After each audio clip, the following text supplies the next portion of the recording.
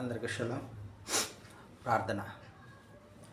దయామయుడ, కరుణామయుడ, ఆలోచనకర్త, అద్వితీయుడ, నిన్న నేడు నిరంతర ఏకరీతి గల తండ్రి, పరిశుద్ధుడైన తండ్రి, పవిత్రుడైన తండ్రి, ఓర్పు గల సహనం గల తండ్రి, దయాళుడ, మహిమాస్వరూపి, నేను ప్రేమించు వారిని నేను ప్రేమిస్తానని, నన్ను జాగ్రత్తగా వెతుకు వారికి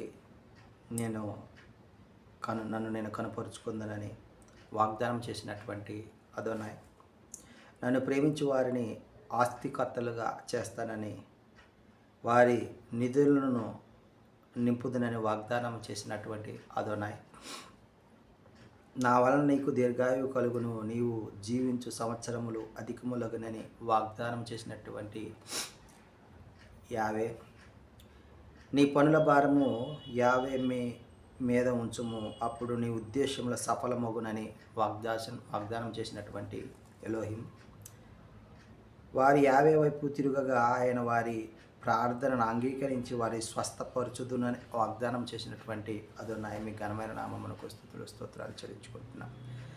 ఈ ఉదయకాల సమయంలో నీ వాక్యమును ధ్యానించగలిగే శక్తిని, బలమును, అనుకూల సమయాన్ని మాకు అనుగ్రహించి మమ్మల్ని నడిపిస్తున్న విధానం బట్టి మీకు వేలాది స్తుతులు స్తోత్రాలు చెల్లించుకుంటూ ఈ మా మనవులను మా రక్షకుడి, విమోచకుడి యెషూవా మెస్సీయ నామమున అడిగి పొందుకుంటున్నాం తండ్రి, ఆమేన్.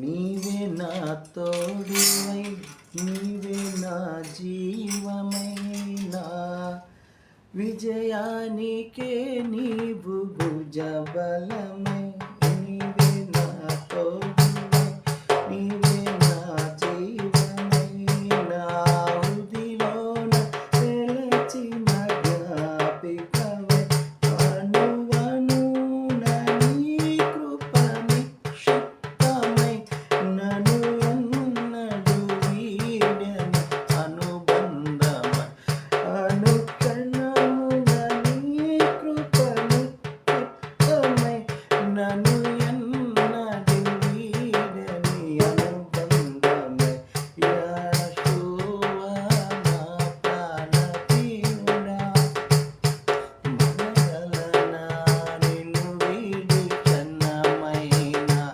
యెషూవా నా ప్రాణప్రియుడా, మనగలనా నిన్ను వీడి క్షణమైనా, నీ ముఖము మనోహరము, నీ స్వరము మాధుర్యము,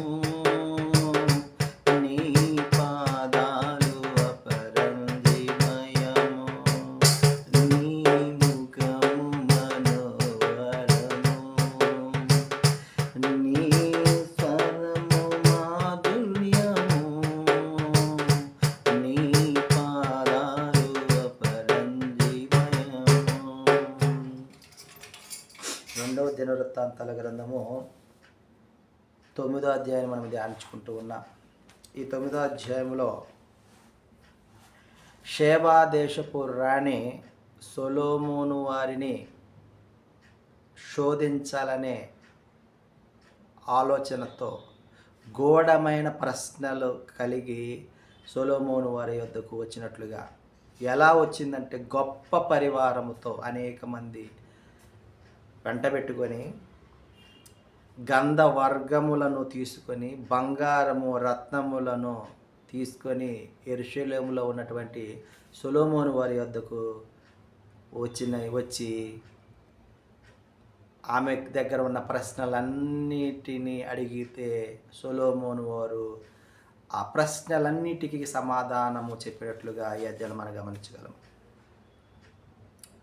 అలా సమాధానం చెప్పినటువంటి సొలొమోను వారి యొక్క జ్ఞానమును, ఆ నగరము కట్టినటువంటి నగరమును చూచి, ఆయన యొద్దనున్న భోజన పదార్థాలను చూచి, ఆ సేవకులు వేసుకున్నటువంటి ఆ సేవకులు కూర్చున్న విధానమును చూచి, సేవకులు ధరించుకున్న వస్త్రాలను చూచి, ఉపచారకులు కనిపెట్టుటను చూచి, గిన్నె అందించు వారి వస్త్రములను కూడా చూచి, అర్పించు దహన బలులు అర్పిస్తున్న విధానంను చూచి విస్మయం ఉందింది. ఎవరు? షేబా దేశపు రాణి. అలా ఒక మాట ఉంటుంది, ఇజ్రాయేలీయులను నిత్యము స్థిరపరచవలనన్న ఆలోచన కలిగిన యావే స్తుతింపబడునుగాక అని పలికినట్లుగా, షేబా దేశపు రాణి పలికినట్లుగా ఈ అధ్యాయంలో మనము గమనించగలం. ఆమేన్.